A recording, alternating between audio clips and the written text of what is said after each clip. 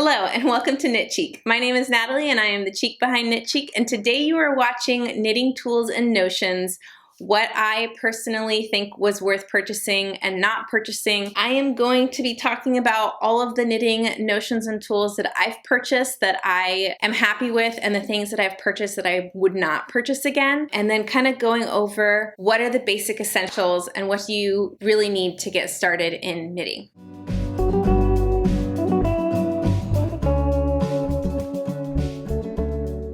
Welcome back to my channel. Today I'm talking about all the things that I have for knitting. I have been kind of making a notes app in my phone and like marking off the things that I'm like, yes, this was worth it, and no, this wasn't worth it. And the things that I use the most, what I love that I've purchased. Does that make sense? No, it doesn't. I made a video last month about knitting and knitting organization. So that's something that's really important to me, is being organized within this craft. So some of the things that I have can lean towards that and help me stay organized. But a lot of it is more, just everyday common things. A lot of the things that you've seen other knitters talk about that won't be new to you. I do have kind of a hot take of something that is pretty common in the knitting community that I don't think I'm going to be purchasing more of, just because I don't really get my value out of it. But let's start off with some things that I personally think are essential for knitting.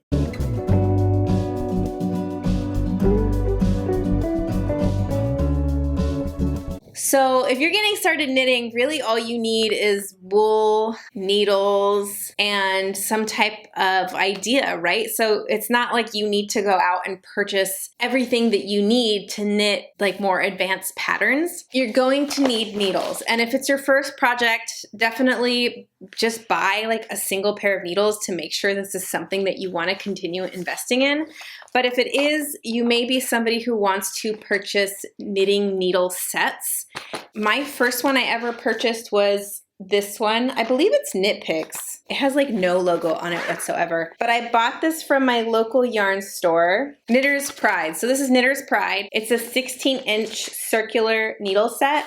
The ladies at the yarn store sold this to me because I was really into making beanies, and to make beanies you need 16-inch circular needles. Those are achieved by a shorter needle than the other sets that I have. I also use these for collars and for the beginning of sleeves of sweaters. So I'm glad I purchased this. I want to say this is a lower priced needle set than some of the other ones that I have, and this was my first one. I really enjoy knitting with wooden needles. I think I prefer knitting with wooden needles than metal needles. I have no complaints. I think I've had to replace one set because I broke a tip. I just replaced just the one set. There really isn't a one fits all needle set that will have everything that you need to make every project, which I think that can be kind of misleading. Like the different sizes, like that one being for beanies. There's also the small shorty set from ChowGoo, which is a set people buy to knit sleeves. So there are a lot out there and it can be really confusing. And I'm going to talk about the two regular ones that I have besides the Knitter's Pride 16-inch one that was specifically for 16-inch projects like beanies, collars, the beginning of sleeves, but I can't knit a whole sleeve with those needles. I end up having to switch to DPNs towards the end of the sleeve. So the two needle sets that I have the ChowGoo one. I don't know what this is called, but it's like the complete set, and it looks like this. I did end up buying one size that it didn't come with, the 2.5, US 2.5, because I feel like a lot of patterns needed it, so I purchased it. And this is just, this is a really well-known needle set. I actually bought this one before I bought this one, and I don't know why. I don't remember why I bought this. I think I was buying a lot of singular ChowGoo needles, and so I ended up purchasing the interchangeable set after I had like accumulated a few of the single ones, and I think I remember liking the cords, and that's why I bought the set. I think it's Licka needle set. Oldest one besides the Knitter's Pride. And I bought this when I feel like they first made this, because this was the only one that was available. Now they have all sorts of colors, all sorts of sizes. I want to say like 10 years ago. So I've had this for a really long time, and they have held up. Something just fell out of it. Here they are. I prefer to knit with these because I like the feeling of wooden needles. The cords are not as like nice as the ChowGoo red lace ones. I feel like this is not an abnormal review that people have. I think a lot of people think that. Like if somebody came out with wooden needles with those metal lace cables, I feel like those would be really popular, but that doesn't exist as far as I know. I don't know, like, did ChowGoo have like the rights for cable needles? I've seen them in other singular one-off needles, so I don't know why that's not a thing. But I feel like with these two sets, I've never had to buy a singular needle since I've purchased these two. I think I have, just out of like laziness, but I have never absolutely needed to go run out to get a needle with these two sets. I wouldn't mind in the future getting the ChowGoo Shorty sets to do sleeves as I start to knit more garments. But right now I have like a handful of DPNs, and I've been lucky so far that I haven't had to buy like a new size. I've been able to get away with not purchasing that. So the problem with DPNs is that I lose them and I never have all 5 of them. So I end up having like 3 or 4 of them to knit a sleeve with. Would I recommend buying these as a new knitter? That depends in how serious you are about knitting. I feel like you have a gut feeling. When I started roller skating, I knew I was gonna love it and I wanted to buy really nice roller skates, but I told myself, no, I should buy, you know, a less expensive pair of roller skates until I figure out if I really want to do this. And I feel like I should have just listened to my gut, because I ended up buying cheaper roller skates and then buying the more expensive roller skates anyways. I did sell the other ones, but it's just like, why did I don't know. I could have just bought the nice ones to begin with. And it was during COVID, so they were like really hard to come by. I had to drive to Santa Barbara to buy them like secondhand off of somebody. Anyways, I'm blowing off topic here. So the question is, do you need to buy these as a beginner? And I feel like that just depends on your budget and like how serious you are about knitting. Now, both of these I feel like are on the upper end of prices when it comes to knitting needles. You can definitely get cheaper ones, less expensive brands that make knitting needle sets. And I feel like if you look on YouTube, other people have reviewed them, and I feel like a lot of people like them. I can't think of the names off the top of my head, and I can only attest for these two, and I haven't had any problems with these two sets, and they've lasted along. I've had both of these for years. This one for like 10 and this one for, I don't know, 5, 6. For me personally, I think they were definitely worth it. I think buying these when I did ended up saving me money down the road. I did accumulate some singular needles, and I think one of the things I didn't like about accumulating them is that I didn't really have a way to organize them or store them. And that gave birth to my knitting needle, singular circular knitting needle binder. It's a mouthful. And this is just an Amazon binder, and I bought little envelopes that fit in it. And I actually have a whole video about this with the links and everything, so I will link that in this video description. And I have little envelopes, and I labeled them the sizes. So I don't have many, but I do have some. I did something where I ended up with a bunch of US size 4. And then I did buy this is one that I think I bought after having the needle sets, a US size 0. This is really nice if you need to frog something and you want to pick up the stitches. If you pick it up with a really small needle, US size 0 needle, it can be easier to not like drop the stitch while picking up a frogged project. I have a whole notebook full of singular, but I don't have a ton.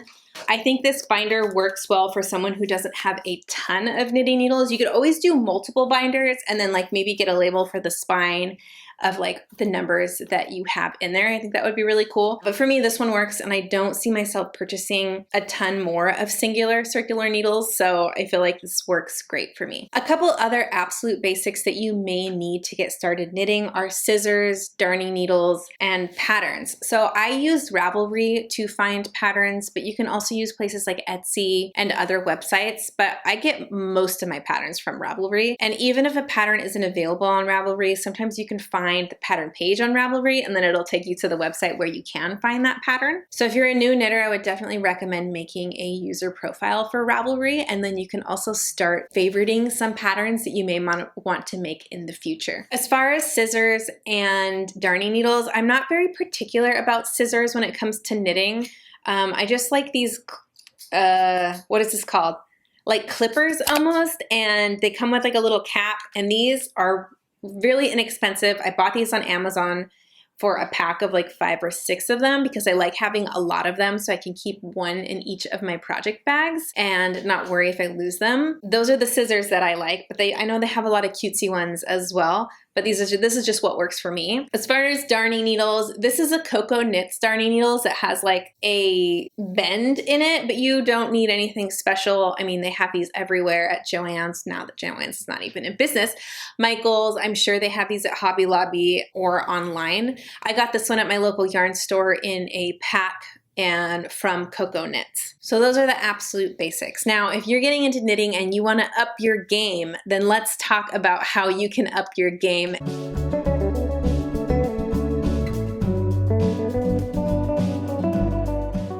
I feel like the first thing where I felt like I was making a difference in knitting was a yarn swift and ball winder. And if you're somebody who's knitting a lot of big box yarn, a lot of times you don't need this because the yarn already comes like in a ball or in some type of form that you don't need to wind it. But if you're buying skeins of yarn, you're going to need to skein that up. And if you're purchasing from like an online store, sometimes they will offer to cake your yarn for you. And some people charge and some people don't. My local yarn store skeins all my yarn for me if I buy it there. But I like to have my own. It makes a huge difference just having it at home. You can definitely do this by yourself, like with a friend who holds the skein and you wind the balls. This is the way my grandma taught me when I first started knitting.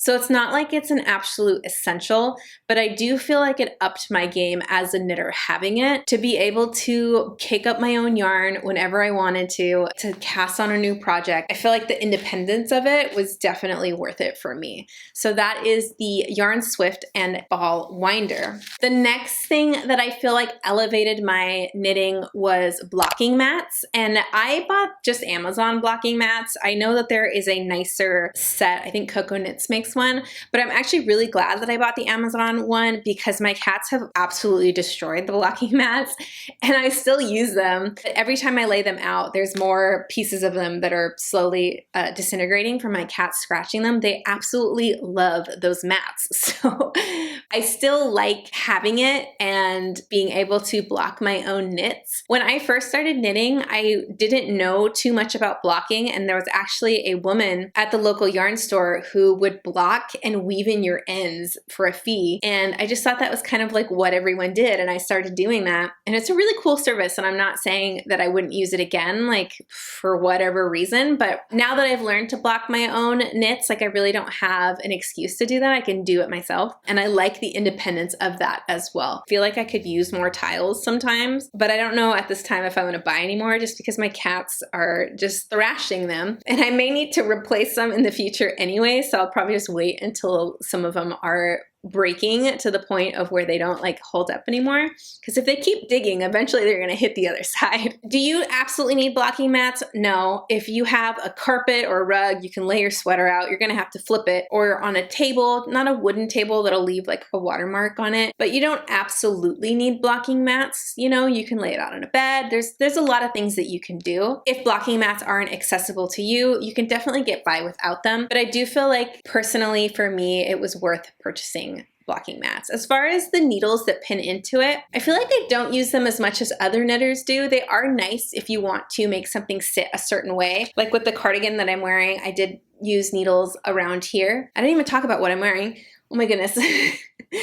I don't use them for like every project. Like I don't measure things out with blocking needles or anything like that. But I do think for like, if you have like a tip of a shawl or something, that those can be useful as well. You could totally just use like sewing pins if you have those, but the blocking needles are a little bit more substantial. Let me take a break to tell you what I'm wearing today because I'm really bad at forgetting to tell what I am wearing, but usually it's my sweater 18 because I live in that thing when I'm at home. But this is the Sookie cardigan, and this is a pattern that just released by Celine, and she designed this round neck cardigan. It is a cropped cardigan. It's called the Sookie cardigan from the character from Gilmore Girls. And I don't know why I said it like that. Like it was a tongue twister. Gilmore Girls.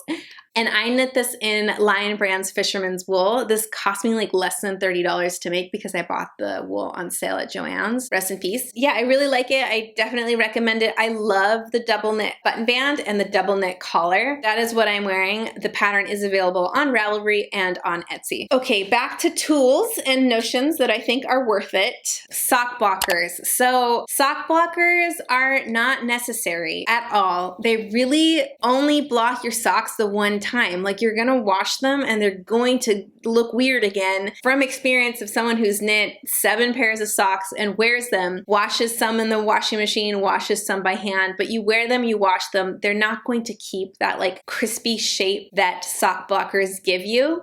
For me personally, I feel like sock blockers are only really worth it if you're someone who's posting and documenting your knits on Ravelry, Instagram, what have you. If you're doing that, then 100% I think they're worth it because it looks aesthetically pleasing. But as far as fit, I really don't think that sock blockers are necessary. Personally, I love mine and I love the finished product, but I wash them in the washing machine or even hand wash them and they lose that like blockedness eventually and they just kind of look almost the same that they did before. Not exactly. The blockers do kind of stretch out around, at least for the heel flap and gusset part, will stretch that out, but they do kind of flop again. There's my 2 cents on sock blockers. I'm going to talk about stitch markers.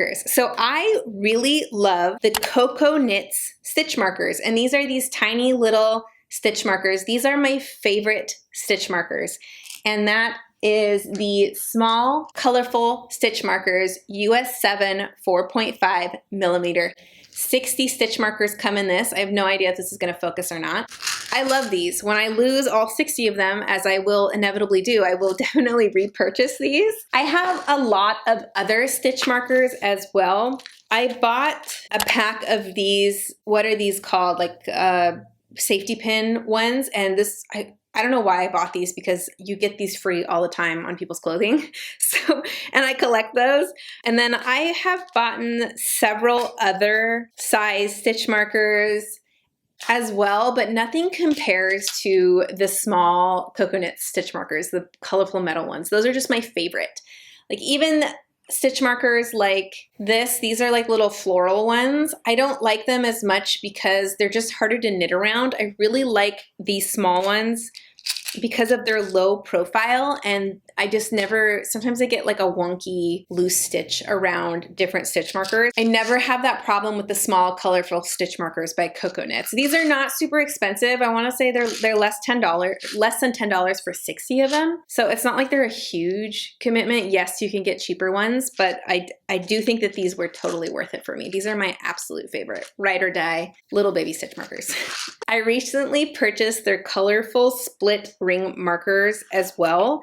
And those are these like little spirally guys because I thought I was going to use them to count stitches on my socks so that I know how many rows I've done on the foot or the leg. But I don't know if these are going to work out because they might stretch out the stitches because I was using plastic ones and they were kind of stretching out the stitches. So I went to the small metal ones, and so that's why I bought these. But I think these are actually the same size as the small plastic ones. So I haven't really used these, so I can't attest to these, but I did buy these and these were less than $10. So that's how I know the other ones were less than $10. I do have some cheapo stitch markers as well. These I think these come free or like maybe from Michael's or something. And I never reach for these, but I do like to stick them in some of my Notion tins or bags, like just to have an emergency one if I don't have my favorite Coco Knits ones. So like I didn't get rid of them, but I never use them. I mean, look at this. This is ridiculously big. But maybe one day I will knit something really big where I will need this. I have yet to knit a project where my needles are too big for those Coco Knit stitch markers. So I feel like this just worked well, like such a broad spectrum. Like I use them for socks for beginning around all the way until sweaters. So I personally haven't found a project where I haven't been able to use those stitch markers. They did say that they're size US 7, so I'm assuming that if I knit something on a bigger needle than that, I would have to use a different stitch marker. So I keep my stitch markers in Notion cases, and this is a pill case, and I talked about this in depth in my organization video, and that's kind of where I keep all sorts of notions, and I have a lot of different stitch markers in here, but I always reach for those Coco Knits ones. I have a darning needle, a small piece of barber cord. I like to keep, it's like a rubber grip to change your interchangeable needles, and I have the key to change interchangeable needles as well. I like to keep one of these in each of my Notion cases. I have like 4 nice Notion cases that have like everything in them.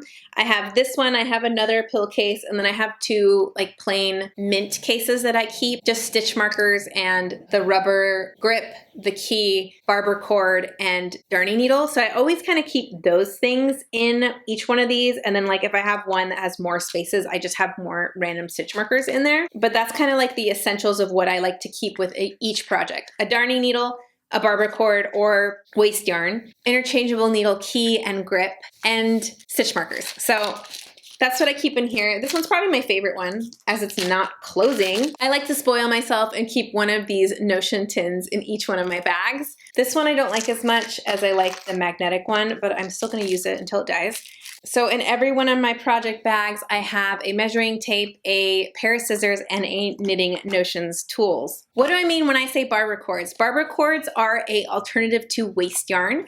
And this is the Knitting Barber, and it says the original, so I don't know if this is the original person who came out with this. And I bought this a long time ago. It was a blue version. I've since cut it up and it's like, I don't have very long pieces of this anymore, not enough to put like a whole sweater on hold. So I did have to buy some more, but I remember this being a little pricey for what it is. So I ended up just ordering a set of them for like $10 on Amazon. I feel like barber cords work really well for worsted DK projects, but for some smaller projects, they can be hard to move onto the cords. I really like using them versus waste yarn. They are totally worth it in my opinion, and they're relatively inexpensive. Before those came out, I had bought the I purchased the Coco Knits leather cord and needle stitch holders kit. And that's like these leather cords that you can put your projects on. And it even comes with like little needles that you can stick the cords on. I do not like these. They are like very abrasive when you're trying to put your knits on there, like it can snag. I really liked the idea because I'm someone who likes like all natural stuff. Like I love the idea of using leather instead of whatever those smelly things are made out of, but it's just not very practical. So I definitely wouldn't recommend the leather cord and needle stitch holders. And this was $24 when I purchased it. I don't know if it's still that much. And the barber cords are definitely way less. So those are what I would purchase again, and I would not purchase this again. Another thing by Coco Knits that I would not purchase again is this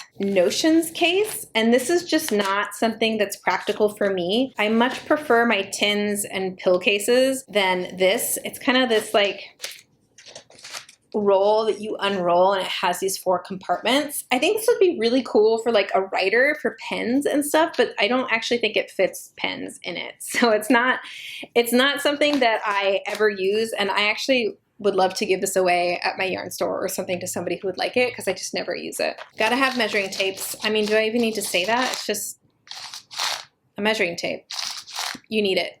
And I really like the ones that, what is that called? Like retract on their own. This is annoying. I have a Coco Knits row counter, and I like this. It works great for me. I like the feel of it. I can't really say anything about price-wise that I don't remember or other ones, but for me, I like this one and it works. If you are someone who is gauge swatching and knitting from patterns and are trying to get something to fit a certain way, then you're going to need to swatch and measure your swatch. And there are lots of tools for that. And I have this like stitches per inch counter. I have a 4-inch swatch ruler, and I use these are scientific rulers. And there is a reason that I use these always, because when I first started knitting, I was using this, which is a vintage ruler, and I was using this to count stitches in my gauge. And then one day I measured it and found out that it is not accurate. Beware if you are using old vintage rulers, double check them because they are not always accurate when they're rulers made for crafting. I don't know where I got these from, but these are 2 scientific rulers, completely accurate. These are Mr. Cheeks. I don't know where he got these from, but I use these for all my swatches. I do use this 4-inch swatch. This is really nice as well to kind of lay it on there and not disturb your swatch. I do find that it's hard to use unless you make bigger swatch than 4 inches. And I did double check this when I purchased this to make sure it was accurate, and it was. This one is by A Needle Runs Through It, the same company I bought my sock blockers from as well. They also have cute little like wooden instructions. I have one from them. It's the Kitchener stitch, and I love having this, and I keep it in my sock knitting project bag. And I love having this because I will end up on the internet looking up the Kitchener stitch, and then 30 minutes later be like, oh my gosh, I just scrolled on Instagram for 30 minutes. So I like having something that prevents me from going on the internet. But is it necessary? No. Are rulers necessary? Yes. Yes, they are if you are someone who is gauging. If you're not gauging, if you're knitting beanies or socks and you're new at this and you're just kind of learning and not ready to gauge, or just don't even know what that is, then you probably don't need a measuring tape. Yeah, you're gonna need some way to measure as a beginner, but you may not need to go out and purchase something if you already have a regular ruler. I mean, I'm still using regular rulers instead of all these other tools that I have. It's not necessarily something that you need to go purchase. If you've got like a sewing measuring tape at home, that should be good. But for me and swatching, I definitely need a accurate ruler. This is a stand, and this is Knitter's Pride. And let me take this chart off. And it's just like a magnetic little stand for you to stick a chart on if you're knitting something with the chart.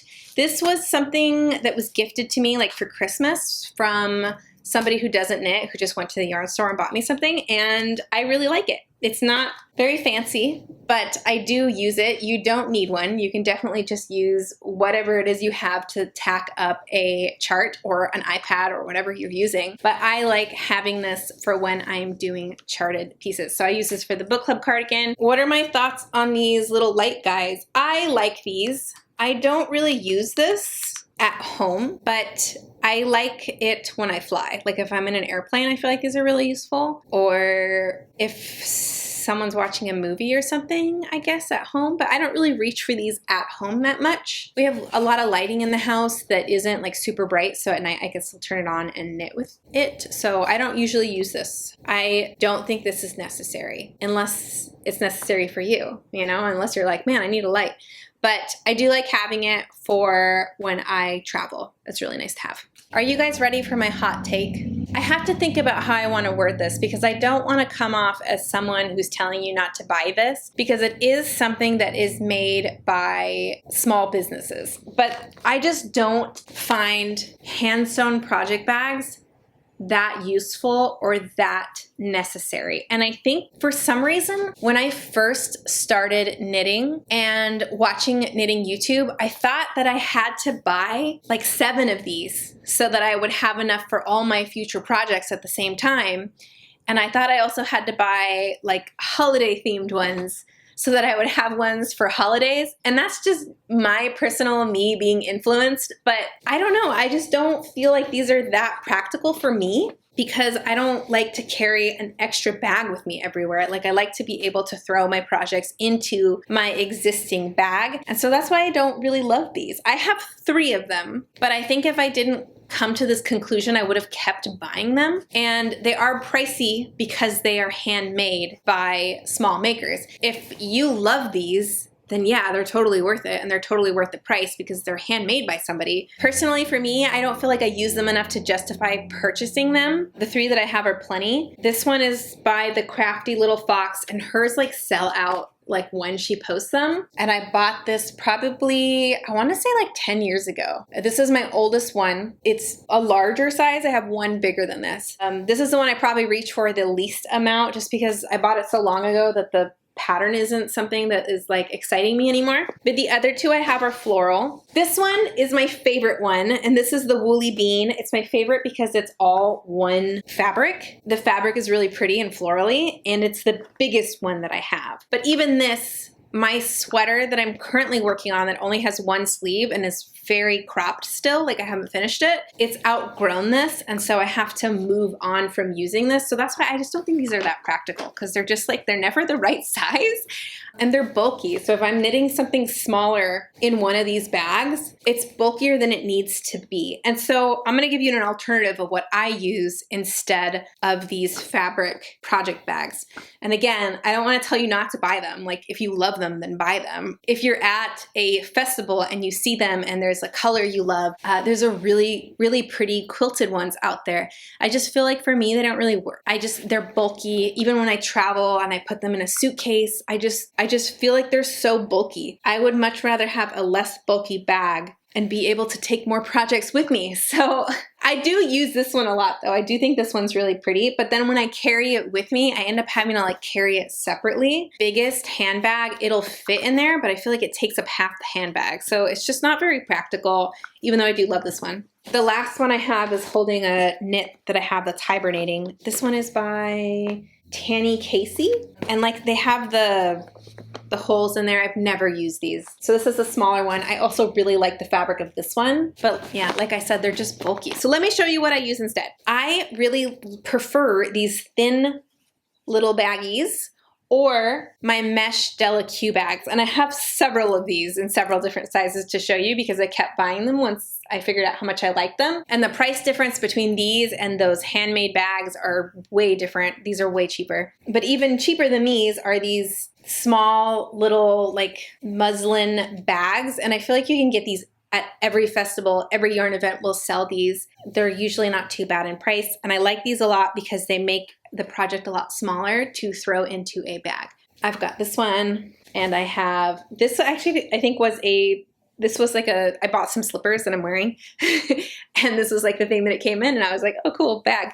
And then my sweater that I'm knitting will probably end up in a tote now that it's too big for that sewn project bag. And I have actually one other tote that's even bigger than this. And I'm somebody who collects totes, like not meaningfully, but I just keep acquiring them. For me, as a new knitter especially, you do not need to buy project bags. You can totally get away with using things that you already have as a project bag. But you know, you do you. You want to treat yourself to that project bag, you do it. When I first started knitting, I remember there were these project bags that started with an H. I don't remember the name of them. And they were like very specific to knitting project bags, and they were super expensive, like $60, $80, like somewhere in between that for one of these project bags.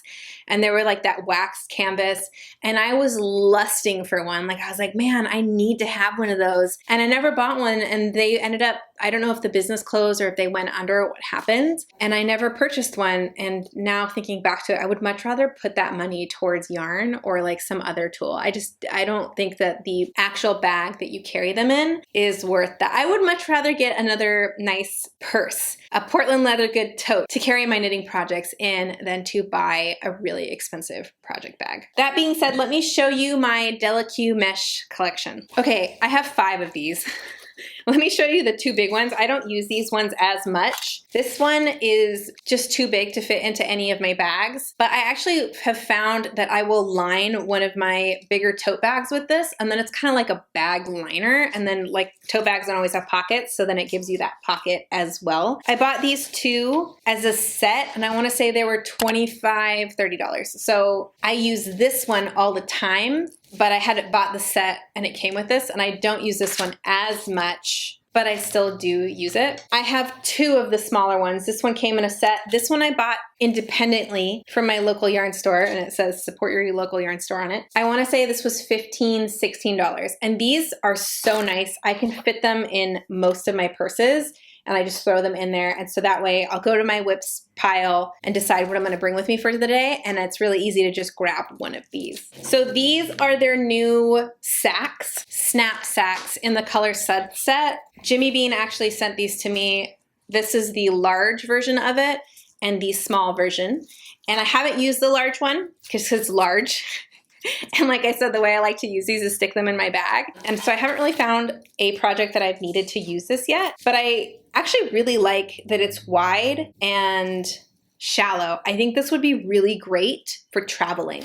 So if you want to bring a project or yarn with you in a suitcase, because this is not bulky, it's not going to add extra weight, but it's like a good compartment. Honestly, this would be a really good, even like packing cube if you're not even using it for yarn. But I think when I go on vacation again, if I'm buying yarn, bringing yarn for a project, this would be really useful for that. But it doesn't currently fit in any of my, I'm never gonna have a purse this fits in, but I feel like my carry-on it would fit in, or my, what is it called? Your personal item. I have a big personal item bag. I feel like this would take up like the whole bottom of it, but I could fit a project in it if I wanted to bring a big project with me. But more likely I would just stick it in my suitcase for bigger projects that I want to take with me on vacation.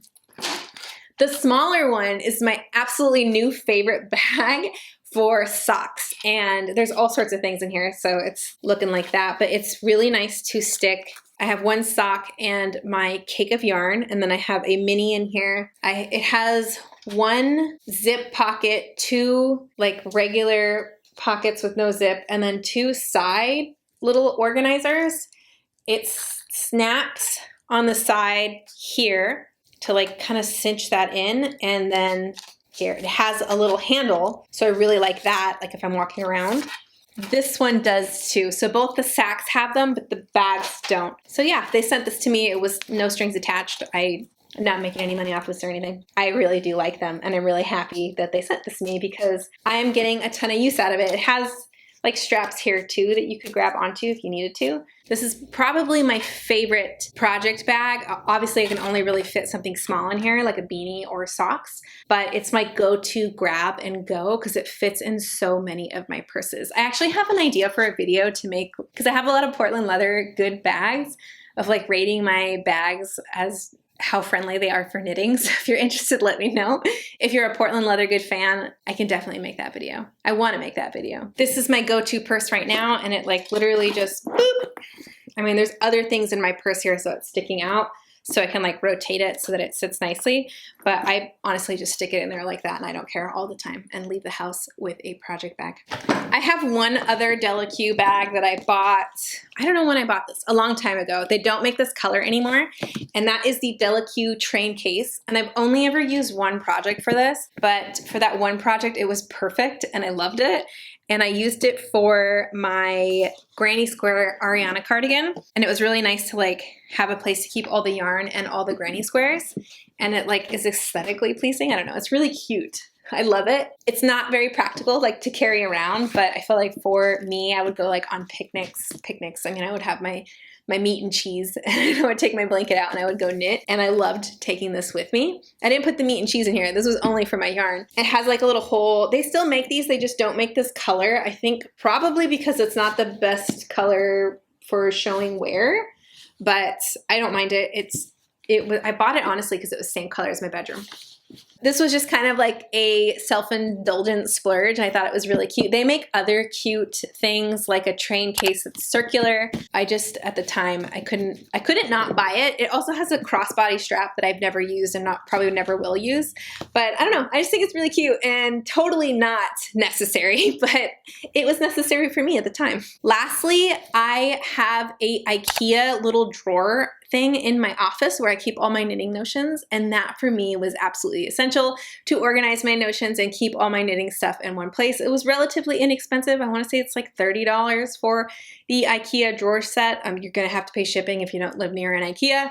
For me, I love it. I have a whole video about organization and I talk about it. I'm kind of weird like that. I really like to organize my things. Yeah, not necessary, but I had to have it. All right, now that I've talked about all the things that I've purchased that I thought were worth it and weren't worth it, let me talk about things that I would purchase in the future. So here are some of the knitting notions and tools that I definitely would try out. I mentioned that I would purchase the ChowGoo shorty set or another shorty set. I don't know if any other brand makes them. Would love to know because ChowGoo is a little bit pricey. They are so that you can basically knit sleeves. I'm sure there's other applications for them, but it's mostly so you could just knit sleeves in the round, which I'm all for that. I love knitting in the round. I knit my socks in the round, so I'm totally fine with small circumferences, and I would definitely purchase or use those. A blocking bucket. Can someone tell me where to get these? Because I feel like I've seen them on Instagram and YouTube, but I can't remember like what brand made it or if it was something that was actually marketed towards knitters.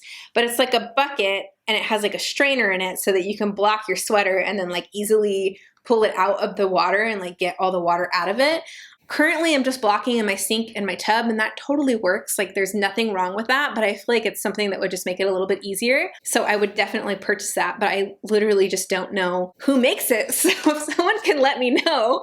Coco Knits also has a like sweater blocker that's like mesh and like kind of like a little UFO that you can lay your FO on top of to dry. I always block my knits with a fan, and I feel like in California, my knits block relatively fast, but I like the idea of this thing that would lift the sweater up so that you're getting airflow through the whole sweater, because sometimes I'll take a sweater off thinking it's dry, and then I'm like, oh, it's still like a tiny bit damp. So I think that would help. So I would definitely try that. And then lastly, I don't know if y'all have seen those beautiful thread and needle leather cases to organize your needle sets. As being somebody who's so into organization, I don't know if they're absolutely necessary. Well, I know they're not, but they're beautiful. These all came with organizing cases. And yeah, the ChiaoGoo one is less than the heart desires when it comes to being cute. You know, I don't know what they were going for here, but it wasn't it. But it works. So it's like you don't need to purchase something else to organize your needles in. But I do think that the thread and, what is it called? Maple and thread? Thread and needle. Is that what it's called? Let me make sure. I think it's called maple and thread. Thread and maple. I do think that these are beautiful. I don't know if I would purchase the whole like big kit thing, but maybe just like one sleeve to organize the ChiaoGoo ones in. Definitely not a necessity, but I do think for some people it would be like a thing to splurge on or a beautiful gift to get from someone. That being said, Della Q also makes a needle notebook. It's not leather, it's canvas, so that brings the price point down significantly. The thread and maples are like handmade, beautiful. Like there's a reason that they're that expensive. I totally understand that. But if you're looking for something similar to that, Della Q makes a canvas needle set organizer, and I think that it is beautiful as well in a different way. You know, like it's a different material. It's called the Hook and Needle Notebook. It's $132. So it's not like it's super inexpensive. These are still pricey, just not as pricey. And they have a different look to them. They come in different colors. They've got like blue, purple. I love the sage one, is probably my favorite one. And then they have maroon. So I feel like this could be something that you could purchase to organize your needles if you're looking for that, but not looking to drop as much money as the thread and maple ones are. It's not as customizable. Like the thread and maple ones are super customizable. You can buy like different inserts for whatever needles that you already have. The Della Q one is not going to be like that because it's like they just sell you the thing. But I like both of those ideas. I like either one of those to store my needles in. It's definitely not something that I need to jump online and purchase right now, but it is something that I would try out in the future to organize. Okay, I'm gonna do one last bonus notion before I go, because I was just looking around at my pile, like, did I miss anything? And I thought of these. These are like, I don't know what to call these exactly, but they are needle minders, needle things, stoppers. I have the Coco Knit ones. They are just these like little foam stoppers, and I don't know why, but I bought the sad gray pack instead of the colorful pack, and I wish I would have bought the colorful pack, because the sad gray one is exactly that, like they're all sad and gray, and they serve their purpose. But for some reason, like these make me really happy. Like they spark dopamine just looking at them. They're super cute, and I felt like they matched project, so I feel like I would buy. They're relatively inexpensive, like $5, $6. I would totally buy more of these that matched like my style. My cat really likes them, so when I'm not knitting and I take them off, she'll like bat it off the table, so I have to be careful. But I don't know, I just really like these. They're totally not essential, but they're something that make me smile, and they're just really cute. And who doesn't like something that's really cute? Now I think that's it, and now I have a huge mess of things to clean up. That was my knitting notions and tools, what I think is worth it, what I think is essential, what is not essential, and what I would not be purchasing again.